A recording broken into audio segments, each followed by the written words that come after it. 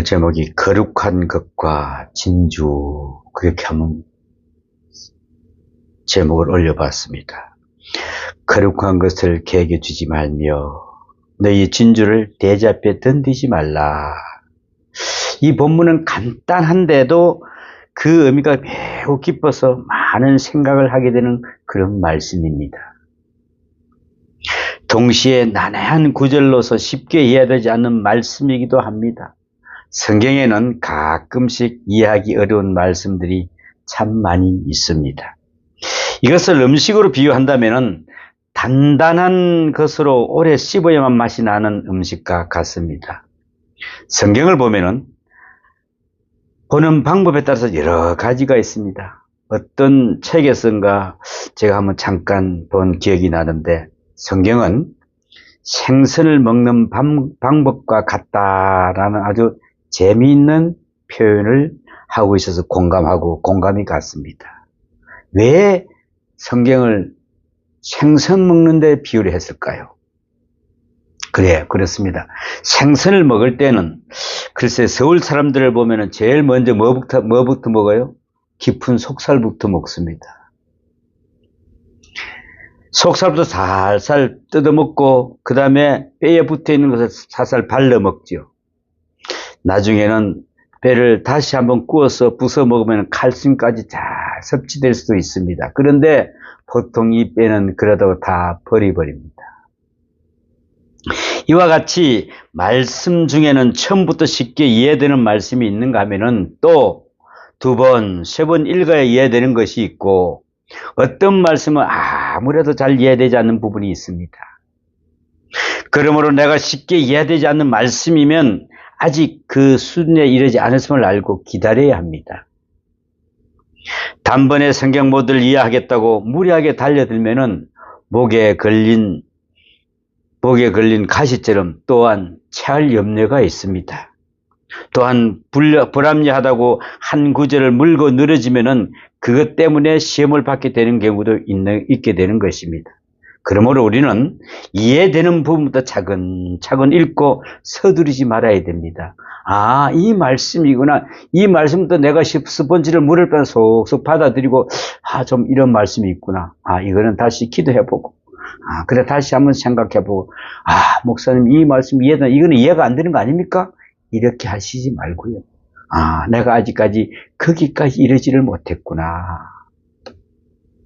오늘 본문은 거룩한 것을 개에게 주지 말며 너희 진주를 돼지 앞에 던지지 말라. 그들이 그것을 발로 밟고 돌이켜 너희를 찢어 상할까 염려하라 그랬습니다. 말씀으로 참 난해한 내용입니다. 이 본문을 이해하기 위해서는 우선 몇 가지 알아야 할 사항들이 있습니다. 내용을 잘 읽어보면은요, 복음을 전하는 자와 또 듣는 자와의 사이를 말씀하고 있음을 알 수 있습니다. 우리가 복음을 전하는데, 전도를 하는데 이 사람이 정말 이 말씀을 알아듣고 깨닫고 따라오느냐, 아니면은 정말 이 말씀을 배척하느냐, 이 차이가 있습니다. 거룩한 것과 또 진주는 비유로서 복음을 뜻하며 개나 돼지는 복음을 받는 사람을 가리킵니다. 가끔 여러분도 생각하죠. 길거리 가는 사람이 혹시 진흙 덩어리는 아닌지, 혹시 고기 덩어리는 걸어가는 것은 아닌지. 그러니까 거룩한 것을 개에게 주지 말며 너희 진주를 돼지 앞에 던지지 말라는 말씀은 복음을 전할 때에 사람을 분별해서 개나 돼지 같은 사람에게는 전도하지 말라는 말씀입니까? 라고 물어볼 수도 있을 겁니다. 그렇죠? 성경의 또 다른 곳에서는 예수께서 씨 뿌리는 비유로 다음과 같이 말씀하신 것을 볼 수가 있습니다. 씨 뿌리는 자가 씨를 뿌릴 때에 길가에도 뿌리고 돌밭에도 뿌리고 가시밭에도 뿌리며 옥토에도 뿌렸다고 이렇게 말씀하고 있습니다. 또한 예레미야 보면은 듣든지 안 듣든지 간에 복음을 전해야 한다고 했습니다. 그런데 왜 본문에서는 사람을 차별하는 듯한 말씀을 하고 있습니까? 엄청난 차별한 뜻의 말씀을 하고 있습니다.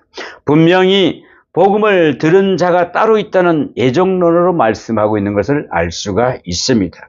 그래서 칼빈은 그의 애정론에서 전도하는 이유를 설명하기를 우리들로서는 누가 택함을 받는 자인 것을 알지 못하기 때문에 누구에게나 전도해서 결국은 택한 백성을 위한 전도라고 극단적으로 말했습니다. 아무튼 본문은 애정론을 뒷받침하는 인상을 아주 주는 그런 내용으로 들을 자가 따로 있고 듣지 않을 자도 따로 있다는 말씀을 알 수가 있습니다. 그러면은 누가 돼지고 누가 개란 말입니까? 누가 돼지고 누가 개지요?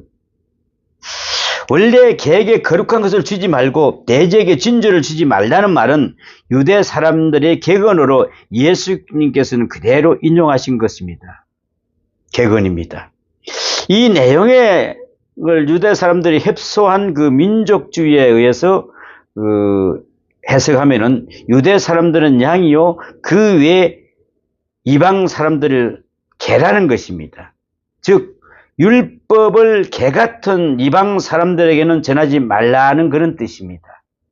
유대 사람들이 이방 사람들을 개라고 하는 데는 그들 나름대로 이유가 있습니다. 여기서는 좀 생략하겠습니다만 어쨌든 이방 사람들은 멸시하면서 개같이 천시하는 협소한 민족주의의 개념이 기독교에까지 들어왔습니다. 그래서 유대 사람들은 기독교를 생각하기를 이방인들이 기독교인이 되기 위해서는 먼저 유대 사람으로 개종을 하여 할례를 받고 율법을 지키고 유대의 그 경건한 풍습을 그대로 다 지키고 나서야 예수를 믿을 수 있다고 주장하는 것입니다. 바울이 전도할 때도 제일 골치 아픈 것이 바로 이 문제였습니다. 바울이 전도하는 곳마다 유대 사람들이 물고 늘어지기를 이방인들이 그대로 예수를 믿어서는 안 된다는 그런 것이었습니다. 그래서 반드시 할례를 받고 율법을 지키는 등 유대인으로서의 바꿔야 할 믿을 수 있고 구원받는다고 고집했던 그런 것이죠. 사도행전 15장에 보면은 이 문제에 대해서 논란이 있었다는 사실을 상세히 기록하고 있습니다. 즉 이방 사람들이 예수를 믿을 때에 일단 유대 사람이 된 후에라야 예수를 믿느냐 아니면은 이방 사람 그대로 믿어도 되느냐 하는 문제를 놓고 예루살렘 교회에서 아주 격렬하게 논란을 벌였다가 다음 몇 가지의 결론에 도달했음을 보게 됩니다.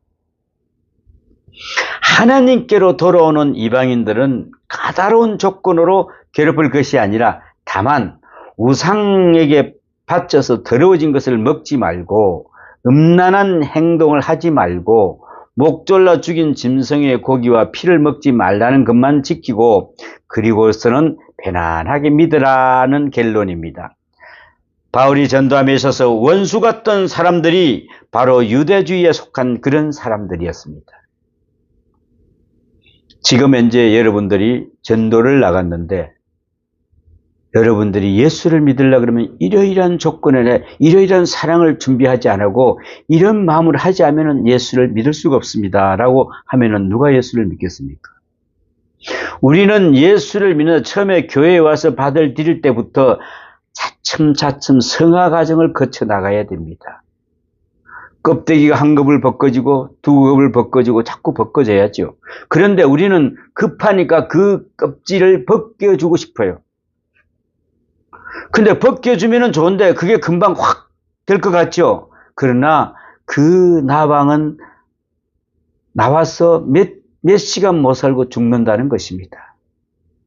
자기가 헐벗고 나와야만이 영원히 살 수 있는 건데 우리는 너무 급하잖아. 빨리 좀 올라가가지고 교회 일도 열심히 하고 모든 걸 다 했으면 참 좋겠는데 저걸 빨리 좀 미겨야 되겠는데 그리 먹고 나면 채입니다. 또한 오늘 본문은 순수 기독교적 입장에서 해석해 보면은 믿는 사람은 양이고 믿지 않는 사람은 개와 돼지로 보는 것입니다. 그러니까 예수를 믿는 동안에는 이스라엘 사람이요 믿지 않는 사람은 개나 돼지로 보는 차별 대우입니다. 예수를 믿지 않는 사람은 이렇게 방탕한 동물로 보게 되는 데는 상당한 이유가 있습니다. 2000년 전에 이방 종교의 교리라는 도덕적 타락이 그들의 기본 교리였습니다. 다시 말하면은 타락을 교리적으로 뒷받침하고 있다는 사실입니다. 여러분이 아시는가 모르겠는데 다이아나 같은 신전에서는 다이아나 신전이 있습니다. 거기는 여자 신이 참 많이 있습니다. 근데 그 신전에는 창녀가 3,000명이나 있었다고 하지 않습니까? 창녀들이 3,000명이나 있었습니다. 신전에. 종교사를 보더라도 몇 가지 종교를 제하고는 많은 종교인들이 인간을 타락시키는 데 큰 역할을 했음을 부인할 수 없는 사실입니다. 그러므로 우상숭배는 종교를 가진 사람에게는 개나 돼지라고 부르는 것은 그만한 이유가 있었던 것이죠. 그리고 기독교적 협소한 의미로 본문을 풀이하기로는 성찬식을 중심으로 해서 설명합니다. 성찬식에서 보면은 거룩한 떡을 나눌 때에 거룩한 자에게만 주라는 말씀이 있습니다. 즉 세례를 받지 못한 사람들이나 이방 사람 그리고 신앙이 없는 사람들에게는 떡을 주지 말라는 것으로 성찬의 순결을 강조하다 보니까 이 말씀을 인용하게 된 것입니다.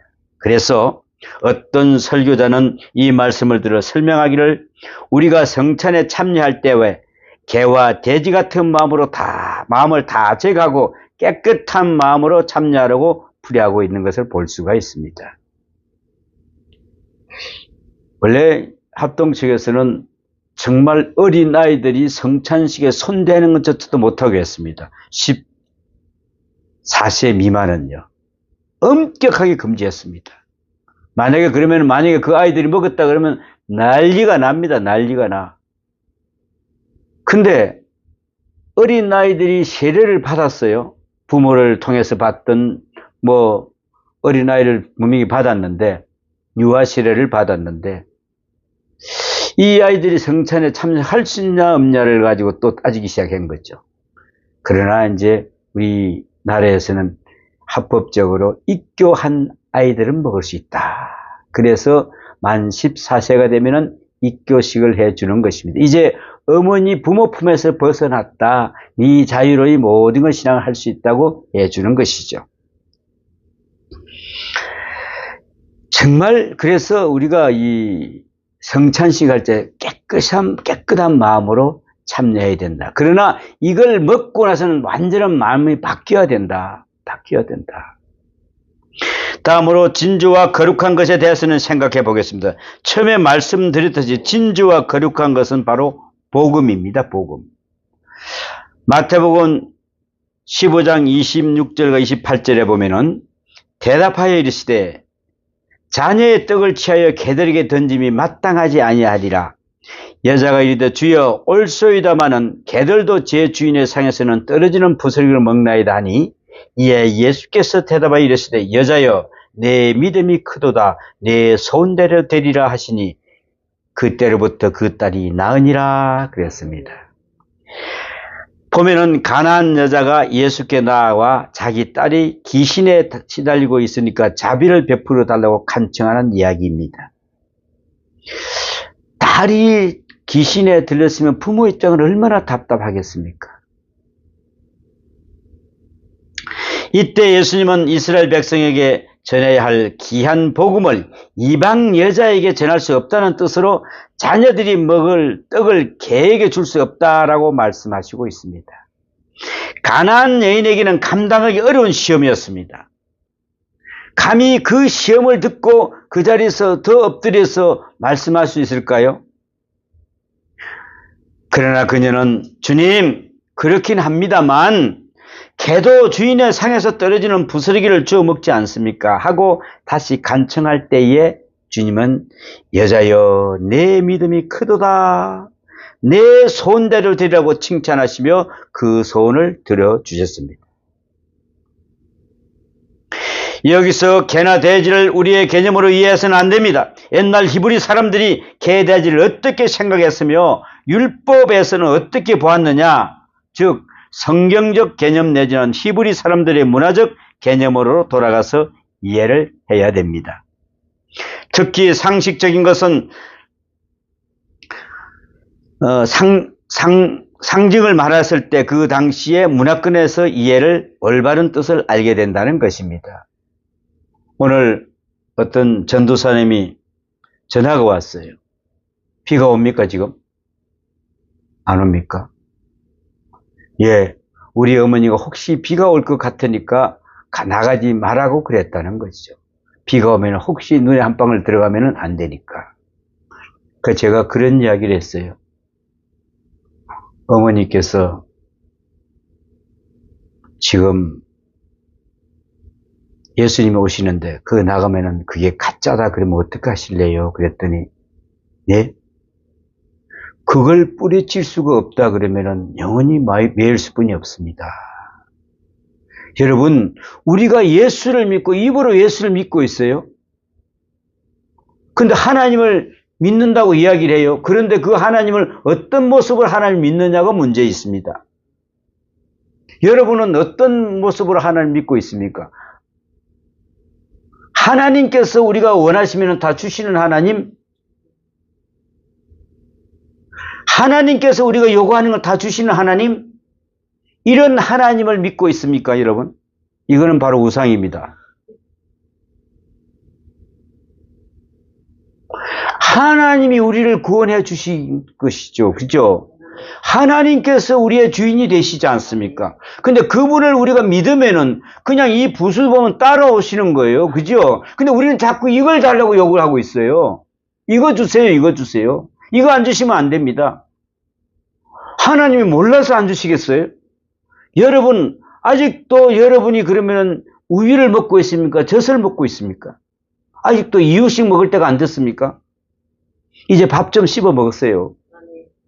밥을 먹어야 될 거, 마음대로 씹어 먹어야 될 거, 오면은 다 먹어야 될 거 아니겠어요? 아직도 이유식도 못 먹고, 아직도 젖을 먹고 있다. 하나님 뭘 주시겠어요? 지식이 가득 들어있는 사람이 그렇게 생활을 합니다. 아, 정말 큰일 났다. 큰일 났다. 우리는 하나님에게 달라는 것만 했지, 내가 하나님을 해서 어떻게 하겠습니다라고 안 해봤어요. 하나님, 제가 하나님을 어떻게 하면 하나님이 잘 믿을 수 있습니까? 하나님이 정말 믿어지는 게 할 수 있는 그게 뭐겠습니까? 이렇게 물어보지는 않고, 하나님 이거 안 되면 무조건 주셔야 됩니다. 이거 나한테 지혜 안 주시면 나는 할 수가 없거든요. 여러분, 지혜 다 주셨어요. 다 주셨어요.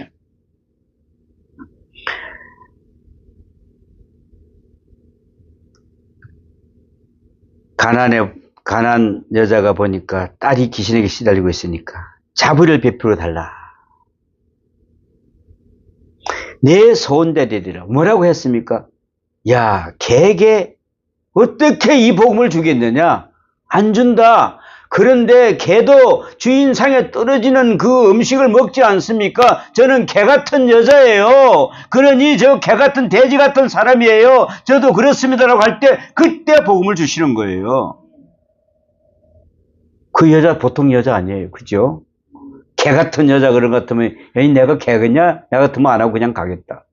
그런데 그 여자 입장으로서는 자기 딸이 지금 귀신에 걸려 있어요. 이걸 풀어야 돼요.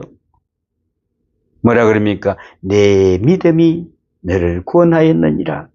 개와 돼지는 가축 가운데서 우선 더러운 것이고 거룩하지 못한 것의 대표이기 때문에 먹어서도 안 되고 제물로는 더욱 안 되었습니다. 이스라엘 사람들은 지금도 개와 돼지를 먹지 않습니다. 두 동물에 대해서는 철저히 거부했습니다. 그래서 개나 돼지를 판 돈으로 헌금도 할 수 없었습니다. 개나 돼지를 가축을 팔았는데 이걸 갖다 헌금을 한다, 또 있을 수가 없는 일이에요. 그 말이 어디 있다고요? 신명기 23장 18절에 보니까 창기가 번 돈과 개 같은 자의 소득은 어떤 서운하던 일로든지 내 하나님 여호와의 전에 가져오지 말라. 이 둘은 다 내 하나님 여호와께서 가증한 것임이니라. 분명히 이야기하고 있습니다. 가증한 것이라고. 창기의 돈도 가져오지 마라. 몸 팔아간 돈, 그 더러운 돈 하나님은 안 받으신다. 하나님은 철두철미하게 우리가 진짜 분별되어서 드리는 이거 외에는 하나님 절대로 안 받으십니다. 내 포함으로 주머니 탁 있다가 끄직끄직 해가지고 돈 몇 푼에 척척척척. 내가 홍콩에 있을 때 가마태에서 앉아보면은 저는 정말 홍콩에 우리나라 같으면 1,000원짜리, 10원짜리 그거 하나 하기도 덜덜덜 손이 떨려서 못하는데 없어서 못하지. 그런데 이 부부는 탁 와가지고 척척척척 홍콩 달러 100달러 몇 척척 해가지고 탁 집어넣고 나를 보라 그러는지 나한테 약을 올리는 건데 그걸 모르겠어. 거기다 손가락에는 보면은 그냥 저기 뭐야 다이아 반지를 하고 이쪽에는 바로 롤렉스 금장을 탁 차고 팍 이러고 앉아있으면 도대체 저분이 어떤 모습일까. 그때 내가 참 개 같은 존재구나.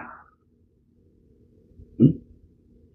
자기를 팔고 자기를 드러내놓는 거 이거는 하나님 절대 안 받으십니다. 그래서 우리는 자꾸 죽으라 하는 거예요. 죽어라.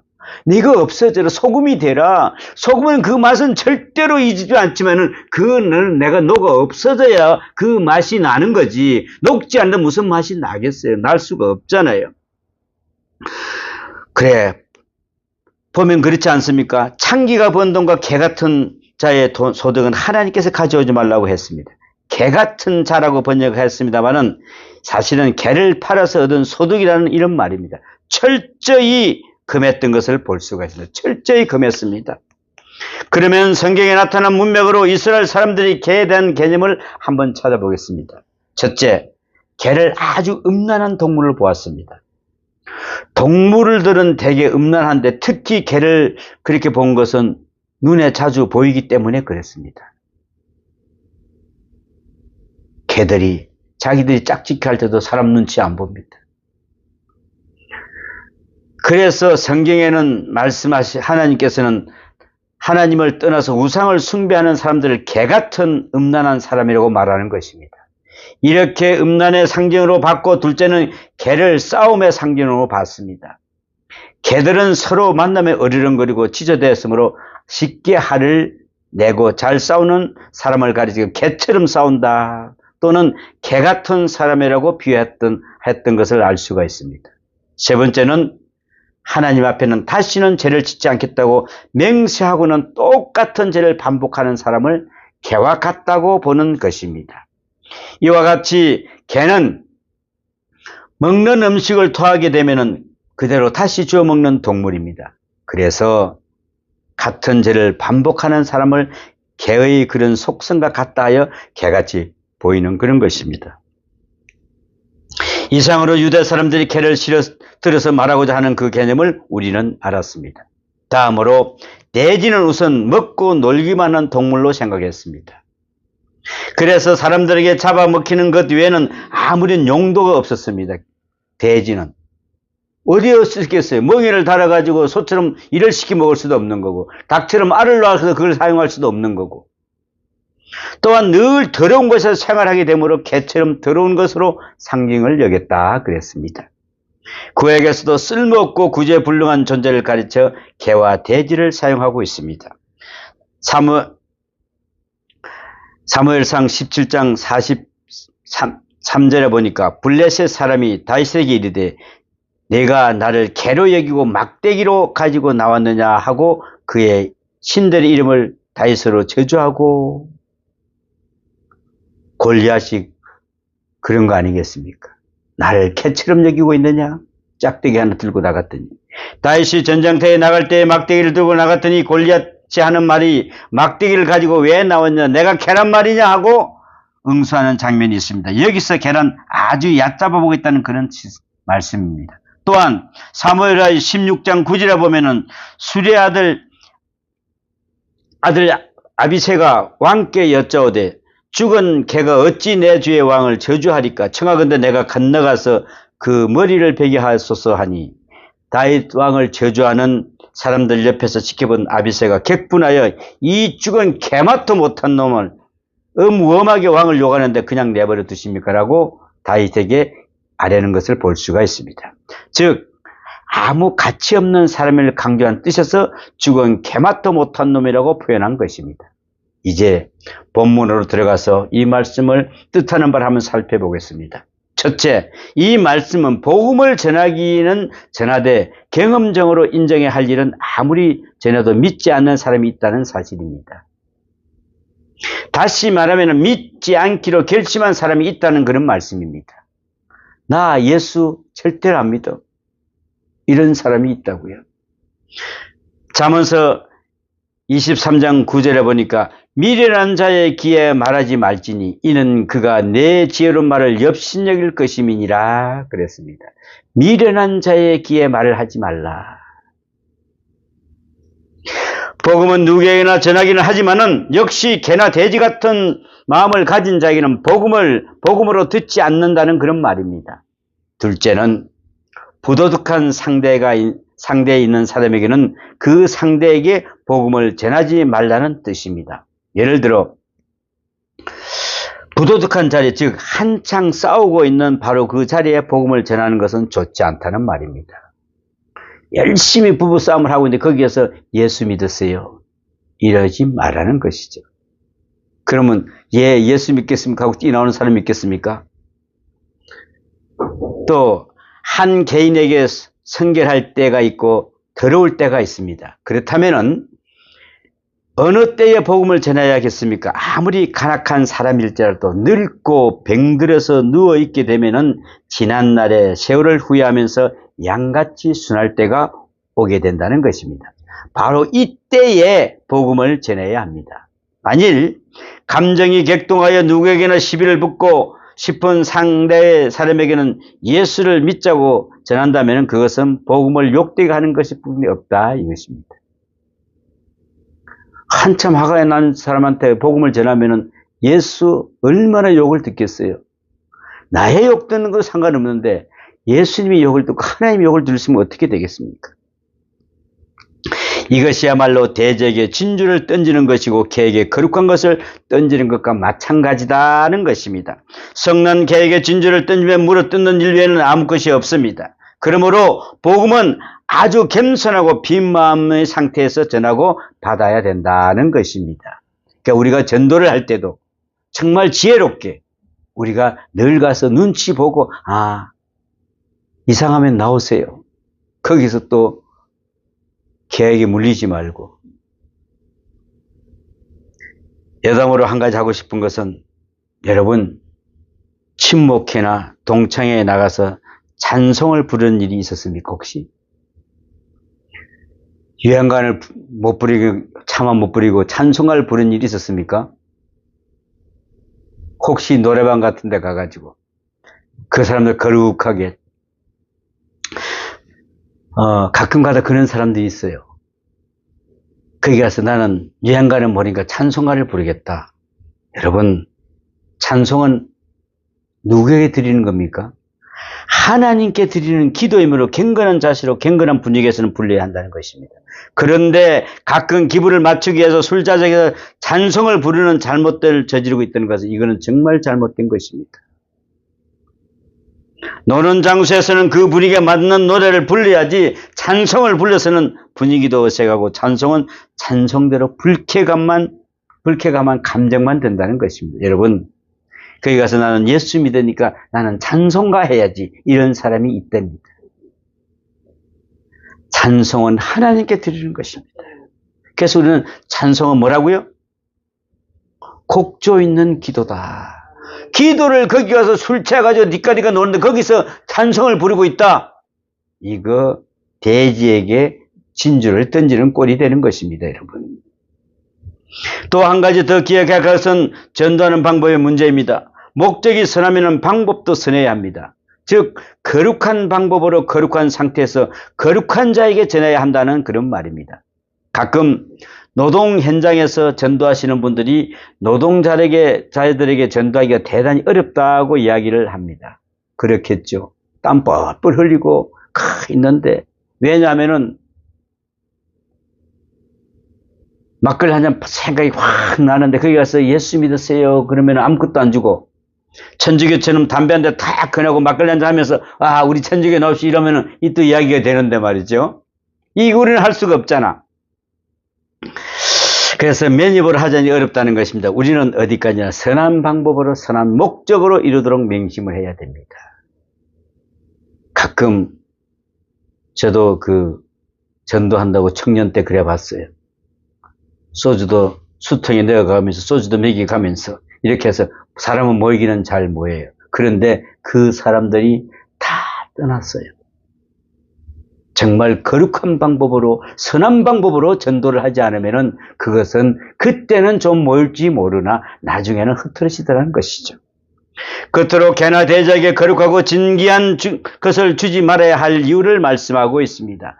그들이 그것을 발로 밟고 돌이켜 너희를 찢어 상하게 할까 염려하라 그랬습니다. 상하게 할까? 즉 개나 돼지들은 귀한 것이 무엇이며 거룩한 것이 무엇인지를 분별할 능력이 없습니다. 그러므로 그런 마음에 있는 사람들에게 복음을 전하다가는 본인 아니게 복음을 짓밟히게 되면서 또 오히려 욕이 돌아온다는 그런 것입니다. 그래서 나아가서는 전하는 사람까지 해야 한다는 그런 말씀입니다. 진주는 진주로 보관되고 거룩한 것은 거룩한 것으로 지켜져야 한다는 것입니다. 우리는 거룩한 진리를 전해서 복음에 욕이 들어가는 일이 없도록 늘 힘써야 됩니다. 오늘도 그런 기도하십시오. 주님, 제가 선한 복음을 전할 수 있도록 정말 개나 돼지에게 이런 복음을, 이런 진주를 주는 것이 아니라 정말 선한 자에게, 하나님께서 택한 자에게 복음을 전하게 해달라고 기도하시고 나가시면 분명히 그들에게 인도해 주실 것입니다. 늘 그러한 삶을 사시기를 축원합니다. 기도합니다. 아버지 하나님, 개나 돼지에게 거룩하고 진귀한 것을 주지 말아야 할 이유를 우리는 알았습니다. 그들이 그것을 발로 밟고 돌이켜서 찢어서 상하게 할까 염려를 하신 하나님, 이제 개나 돼지의 귀한 것이 무엇인가를, 거룩이 무엇인가를 분별할 수 있는 능력을 얻게 하여 주시옵소서. 선한 마음으로 선한 것을 전할 때에 그들이 정말 진주는 진주로 보고 거룩한 것을 거룩한 것으로 보고 지킬 때 그들에게 말씀을 전하는 자들이 되게 하여 주시옵소서. 오늘도 우리가 이 복음을 들고 나갈 때에 선한 자에게 갈 수 있도록 우리에게 지혜와 명철을 허락하여 주시옵소서. 이 모든 말씀 우리 주 예수님 이름으로 기도하옵나이다. 아멘.